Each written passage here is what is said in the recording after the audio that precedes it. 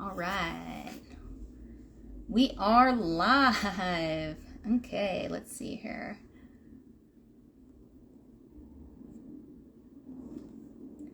Waiting for a few people to join us. I'm going to have a guest joining me here today. Thank you all so much. All right, thanks everybody for joining me. My name is Kari, and this is the first in a series of 10-week series of Burn It Down interviews. I've got a guest coming here. I'm going to get her on right now. Thank you all so much for joining me. Like I said, this is the first in a 10-week series of Burn It Down interviews where I am bringing on guests to share their stories of how they, hi, welcome, thank you so much. Amazingly, see, welcome, thank you. So I'm bringing guests to share their stories of how they said, they looked at their lives and they said, you know what, this is not it. This isn't working for me. I'm going to take back control of my life, my health, my happiness, and I'm going to live life on my terms, do it my way. So I've got my first guest here, Cyrena. I'm super excited to share her story. I think it's so powerful whenever I hear anybody tell me how they took back control of their life. I think it's such a powerful story. So thank you so much for joining me, Cyrena. I'm excited to have you here. Would you please introduce yourself? Hello, everyone. My name is Cyrena Martin. I am born in Kentucky, but I have to claim Milwaukee now. I've been here since 1996, so it's like, yeah, I need to claim it. I moved. Yeah, I know. I moved here. It's a joke, a Milwaukee joke. Like, people just don't claim Milwaukee until necessary. But I moved here after my second year in college. I actually began this whole journey at age 18, being an adult, and I went to UW Stout. 2 years at UW Stout, and then I ended up moving here to Milwaukee. And that's kind of what we're going to get into, how this all began.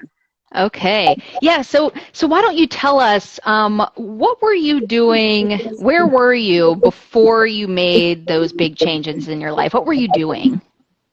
Yeah, early on, like I said, I had the big dream of going to college, but I really had no idea what I was doing.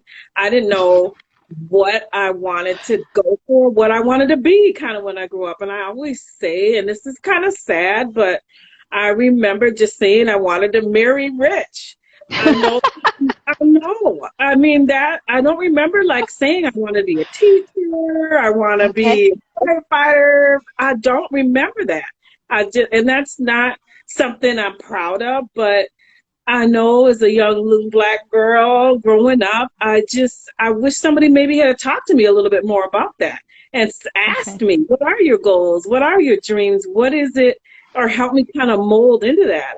I went to school, graduated. I did, the robotic things like A, graduate, B, go to college, but it wasn't really thought out or planned. I didn't have like this big end goal. So I was just doing, not really investing in myself, not really, scratching off goals, these checklists. So I was just kind of going. Yeah, I can relate to that where you feel like you're just checking off boxes, right? You think, well, this is what I'm supposed to be doing, I guess, so you just do it. So how did you feel, though? Do you recall how you felt at that time when you didn't have that purpose that you were driving towards? Yeah, I think it was very confusing. It was frustrating. I felt like I was kind of letting down parents and people that were so like adamant about me going to college and doing the right thing and this is what we do. So it wasn't my own. It was doing it for someone else. So I remember just kind of feeling lost. Like everybody else is so sure about what they want to do. They're like, hey, I'm going to college. When I get out of college, this is where I want to work. I really didn't do that. Yeah, so what was the kind of event, I guess, that made you ultimately change your mind and take control? What happened there? Well, I had a child, but at 21. So I was an adult, but very, very young. I'm so thankful and blessed that I have my baby now. She's a young adult, but that made me focus. I really needed to work. Again, I didn't know what that work was going to be. And that's really how that journey started. I just started applying for work. I ended up loving and getting a great taste of the customer service world. So my very first job in customer service was right here in Milwaukee. And I worked at the Milwaukee, it was then called the Journal Sentinel, I think. It was our big citywide newspaper. And I was on the customer service team and was able to learn those skills. The training was amazing. And I stayed there. It stayed in customer service for the first 15 years of my, Oh, wow. I would say, adult working career. And that was the foundation. I didn't know it at the time, but customer service has taken me far. It's taken me to where I am now. Started off in that customer service, really picking up just the basic skills, saying thank you and introducing yourself on the phone. Extra polite. I think there's a movie about it where you put on that voice. Yeah, the customer service voice. It goes up a notch, I think. Exactly. I had it down. I mean, even during the day, answering my own phone. Good morning, this is Cyrena. So I had it down, the thank yous, the saying goodbye instead of bye, just learning all that etiquette of customer service. And it has really brought me to where I am now.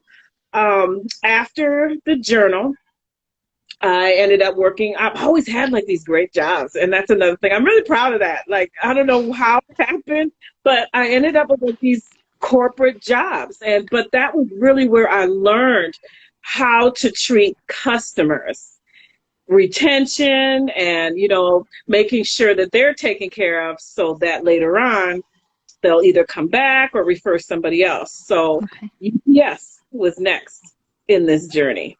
Okay. Yeah, UPS, I started as a temp. So that was kind of like nerve-wracking. They only chose a couple of people to move forward. So you had to put on your best foot forward. I think it was like a 3-week training, and you didn't know. Either you were going to continue or they'd send you somewhere else. So I made it through that and continued on again, that training. UPS has had an excellent training of customer service, what to do, the follow-up, all of that. It was scripted. They recorded your calls. I learned so much, again, and just how to treat people as customers. Mm-hmm. And it's something that we all need in any profession. So, at the time I was like, customer service, it was paying the bills, but it wasn't fulfilling. I just needed more. Okay. So it wasn't fulfilling. Can you tell us a little bit more about that? Because I think that's something that people feel in their lives is it can be a good thing and you can be in a good situation, but you don't feel fulfilled. So can you tell us some more about that? Absolutely. As far as like being fulfilled, it was a job. You're just basically doing what they say to do. You're not really creative. You have this script, you follow it. A, if they want this, it's this script. B is this script. You're not really able to be yourself, creativity, and grow. Yeah. You can become a lead or whatever, but it wasn't a lot of growth in that. It was basically, repetition over and over and over. And I was getting to the point where I needed more. I definitely needed more. Yeah, and I think that, I think that's such a great message to share with people right now is that you can have a good thing that by all accounts people would look at and say, this is a good thing, you should be happy here. And and you're not, and that's okay to pursue and follow. So when this idea came up for you and you said, I need more, what did you do? Then I moved again. I moved into a different industry, but still, again, my customer service background got me the job. You see, It got me to the next level. So then I started a career in insurance, and I worked for State Farm, major corporation insurance company, for 10 years. Mm-hmm. Yeah, there I learned a whole lot. customer service, like I said, was the basic. It was the background. I needed it to get in the door.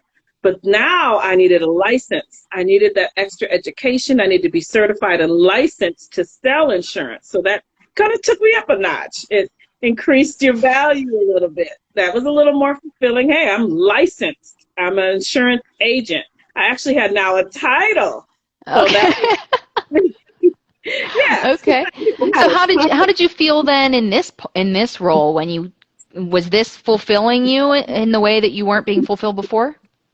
It was. It did, 10 years is a long time. Nowadays, they're moving around. A couple years on the job, it's time to move up, get something different. So I was very satisfied in selling insurance. Every day was different. It wasn't that same repetition. I'm out, I'm meeting new people every single day and exploring their needs versus just selling, Okay. or, the scripted take care of, a complaint. So Okay. now I had more options. Like, really, what is it that you need? Where are you trying to go? I learned about life insurance, and that was a whole big thing.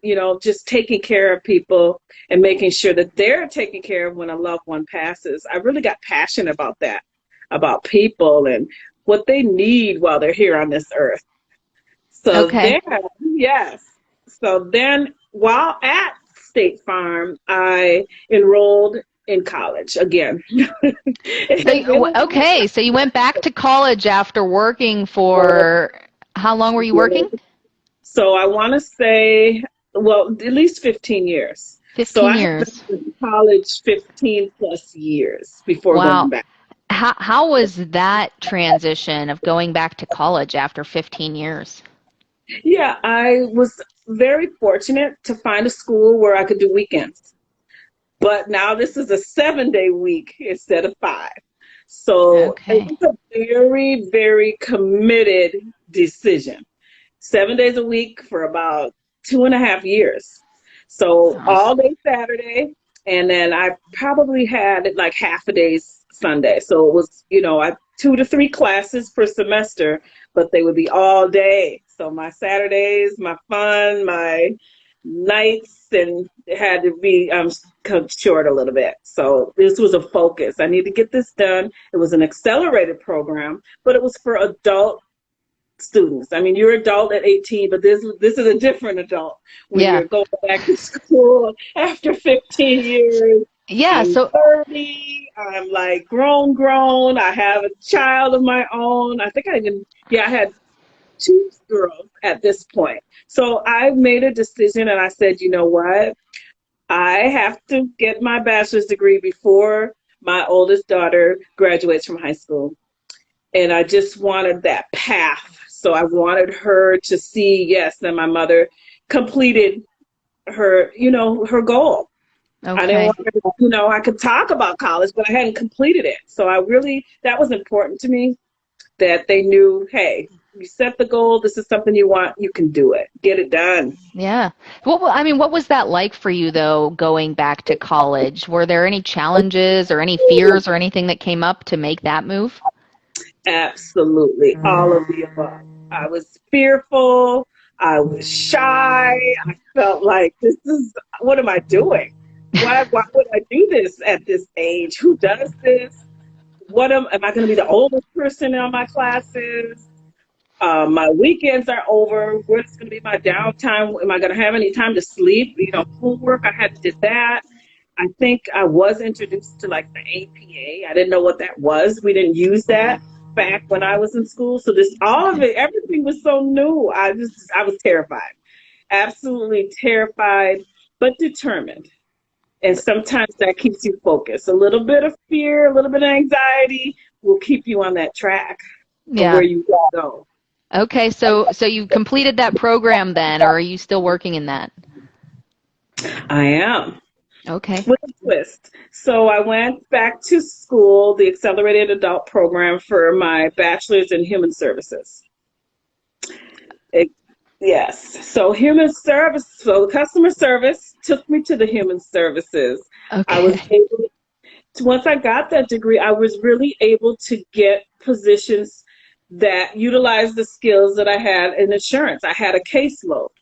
So in human services, more than likely, you're going to be in some type of environment where you work with people, the same people over and over again for whatever services, resources, or whatever that they need. So it's like this path is just kind of fulfilling itself. I don't know. It just kind of happened.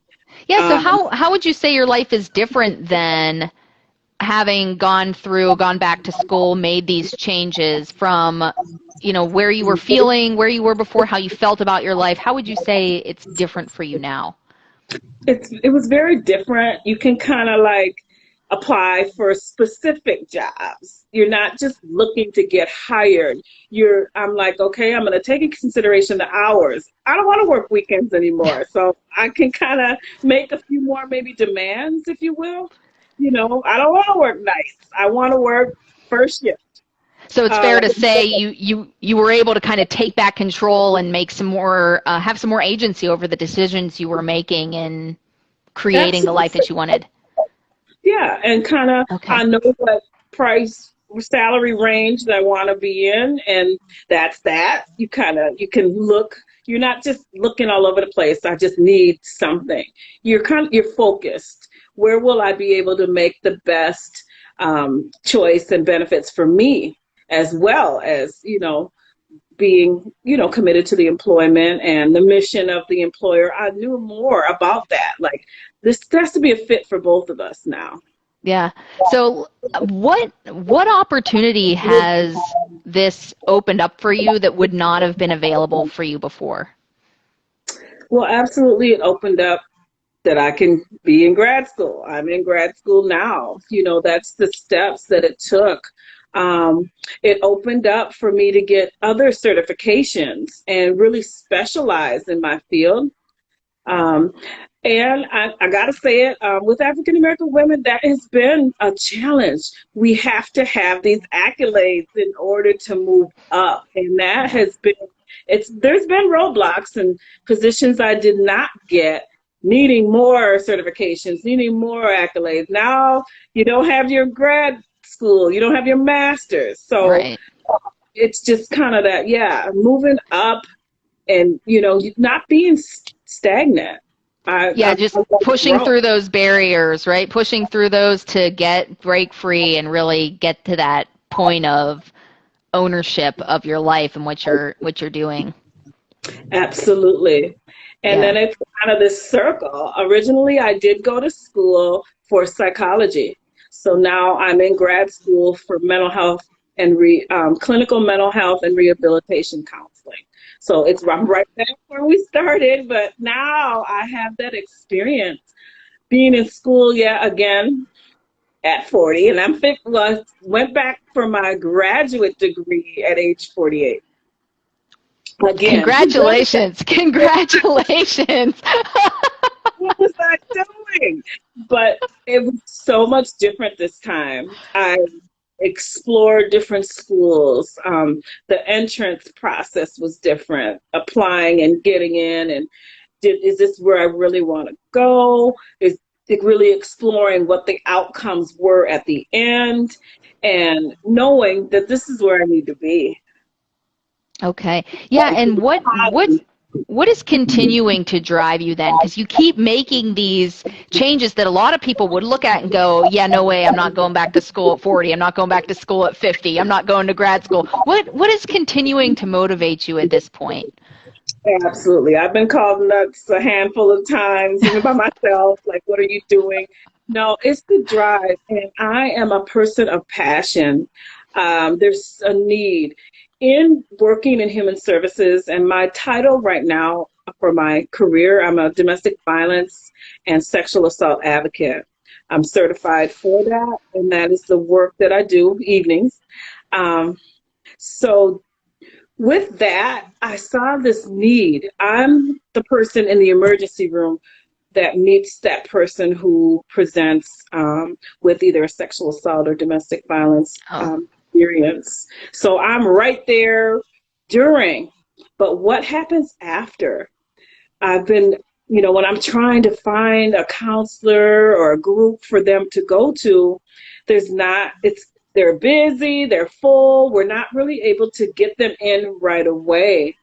And for me, even in the work that I do now, I'm the only African American. None of my nurses that I work with, I have 6 that I work with, are African American. None of the doctors are African American. This experience is important to me, and what I've been told is they're grateful sometimes.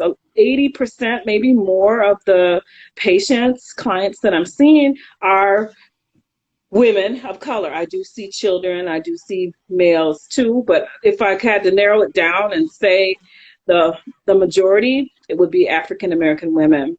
And just that need that counseling, and not even the experience that they're in right then, saying that they may have had some prior experience and have never talked to anybody. They've never gotten that counseling. They never gotten that therapy or skills or coping techniques to deal with what's going on, the trauma and the grief and different things that are going on. So that's where I want to be, and I want to be that person who is educated and really in that professional career to do the counseling. That's amazing, and thank you so much for doing that work. I mean, that is definitely not for everybody. That's a tough space to be in, and so I really appreciate that's something that you are passionate about, because I think it's a space where, unfortunately, it's all too common that we have people in this situation. But you said, you know what? I'm passionate about providing this service, about being the person who can support the people who are going through this. And that has been what's pushed you beyond your own fears about going back to school and taking on these challenges. Is that a fair summary? That is correct.